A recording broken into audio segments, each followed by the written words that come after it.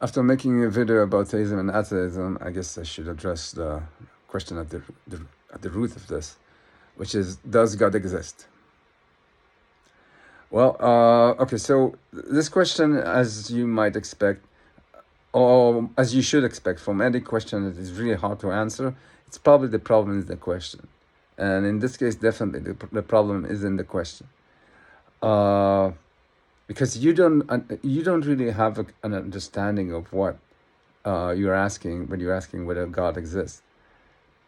You think it like most people would think that it's just like, yeah, whatever they tell us God is. Well, if you take what they tell you God is, they would tell you in monotheism, they would tell you that God is omnipotent, omniscient, uh, gives us providence, gives us divine judgment, gives us good and evil, uh, created the universe and all that.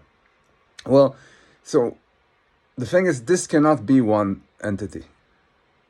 And you don't need a theory for that. If you remember in the previous video, I said there are two things that are 100% true, no matter what you believe. One is that your experience exists, or in my case, my experience exists. And the other is that metaphysical inconsistency must exist. Why it must exist? It must exist because, well, you can either try to explain everything and eventually end up hit a brick wall, but you can simply use Gödel's incompleteness theorems and show that whatever the theory that explains everything is, insofar as it is rational, then there are things in it that are true, even though the theory doesn't explain why. So there are things in reality, according to that don't adhere to any rule, and that is by definition limitless, which is not by definition omnipotent. So you have omnipotence, that's a given. But what you also have is an omnipotence that is not constrained by rationale. It's not constrained by consistency. It's not constrained by a rule, not a law of nature, and not an ethical rule. So you have an omnipotence, but it is not at the service of a morality. And the thing about this kind of omnipotence, because it stems from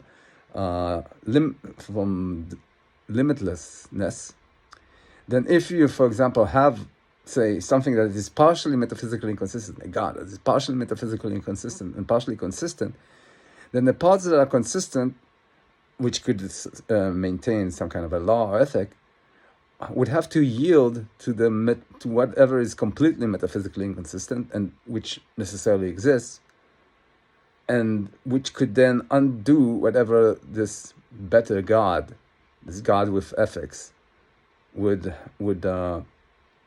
want to do. So, omnipotence exists, but it is completely unusable by the kind of entities that you'd expect a God would be.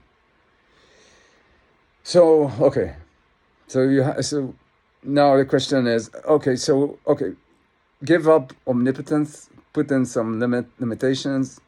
If you think about it, in the Bible, they said that the God couldn't stop Adam and Eve from eating the fruit of good and evil, couldn't stop Cain from killing his brother Abel. So limitations on omnipotence should be accepted. They're not a deal breaker. So the question is, does a somewhat limited God exist? Yes, I mean, yes, of course, you can say that this is all a question because of free will that God gave man, but this is an interpretation of the story. The story itself didn't say God gave them free will and therefore that happened. They just pissed off God, according to the story. Okay, so I'm just saying, like, the God that you believe should exist can have some limitations. So the question, does it exist?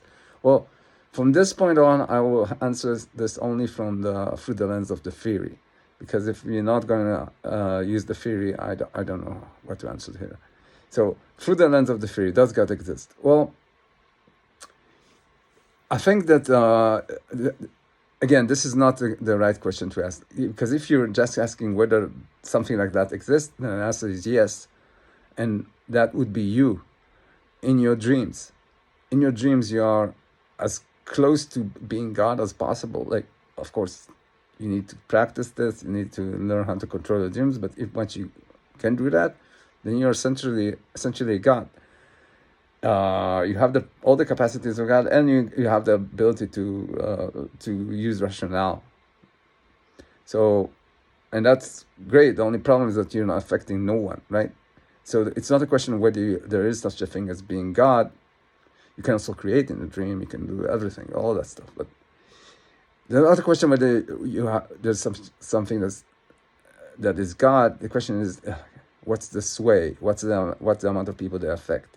So once you're in a wakeful physical world, then you have very little sway. You have like limited sway. You're definitely not a God.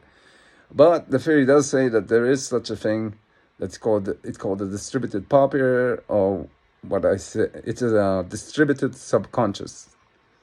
And because of the way the theory explains how reality is structured, the sway it has as the subconscious, as this distributed subconscious, can make it possible for it to change the laws of nature, to create things in mass, to do all the kind of stuff that you associate with God. So it is possible, but the question, does it exist? Just because it's possible, but according to the theory, doesn't mean that it actually is actualized. It's a potential. So now here the answer to this is actually more tricky than you'd want it to be. It's not a question of whether it exists or not, because first you want to know if it affects you, not whether it affects someone else and you can't detect it, right? You don't want to know if there is a God that you cannot detect. You want to know if it can affect you while affecting everyone else. Well, and the thing is, this is really a matter of choice, because you decide the regularities that work in your that affect your perception, affect your experience. This is the freedom to choose, the free will. This is what you are given, the ability to choose the kind of universe that you exist in. If you insist on analyzing reality through physicalism, then whatever effect of a distributed popular, you will dissect and translate it to something that is not a divinity.